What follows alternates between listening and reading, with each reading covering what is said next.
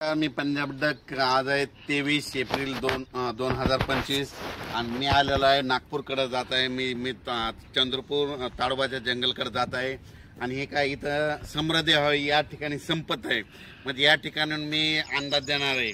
आणि या नागपूरकडे आहे म्हणून सुरुवातीला सर्वात सांगतो की नागपूर भागातल्या सर्व शेतकऱ्याला सांगू इच्छितो की तुमच्याकडे म्हणजे 30 एप्रिल 1, 2, 3 मेच्या दरम्यान चांगला पाऊस पडणार आहे, गारपीट होणार आहे, म्हणून तुम्ही तुमच्या पिकाची काळजी घ्या। कारण की 30 एप्रिल 1, 2 मे 1, 2, 3च्या दरम्यान तुमच्या नागपूर भागामध्ये पूर्व विदर्भामध्ये चांगला गारपिटीसह वादळीसह पाऊस पडणार आहे, म्हणून तुम्ही हा अंदाज लक्षात घ्या। आणि योगायोगाने मी तुमच्या भागामध्ये ताडोबा जंगलाकडे जात आहे, म्हणजे ताडोबाला जात आहे। ताडोबा जंगल चंद्रपूर तिकडे एक प्रोग्राम आहे, तिकडे जात आहे आणि या ठिकाणी महाराष्ट्रातल्या सर्व शेतकऱ्याला अंदाज देत आहे।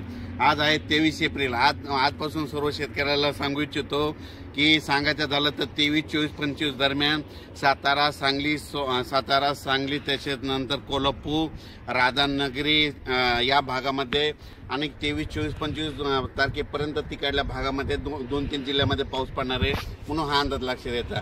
त्याच्यानंतर कर्नाटकमध्ये पाऊस पडणार आहे, तेलंगणाला पडणार आहे। त्याच्यामुळे काय होणार आहे, जे कर्नाटकच्या सीमालगतचे जे भाग आहेत म्हणजे उमरगा झालं, नांदेड झालं, त्याच्यानंतर धर्माबाद झालं, त्याच्यानंतर धाराशिव, जत, मंगसूळ या भागामध्ये पावसाचं सत्र ह्या 5-6 दिवस चालूच राहणार आहे, म्हणून हे अंदाज लक्षात द्यायचा।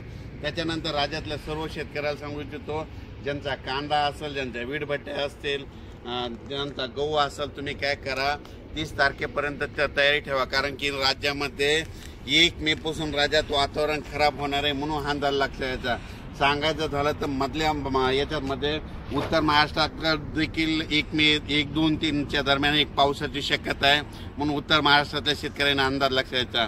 त्याच्यानंतर पश्चिम महाराष्ट्रातल्या शेतकऱ्यांनी 1, 2, 3च्या दरम्यान पावसाची शक्यता असल्यामुळे त्यांनी हे देखील आताच पूर्वकल्पना म्हणून अंदाज लक्षात द्यायचा।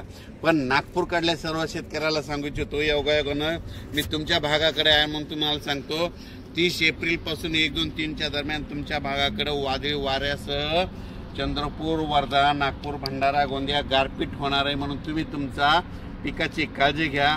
अचानक वातावरणात बदल झाला तर लगेच उद्या मेसेज दिला जाईल। धन्यवाद।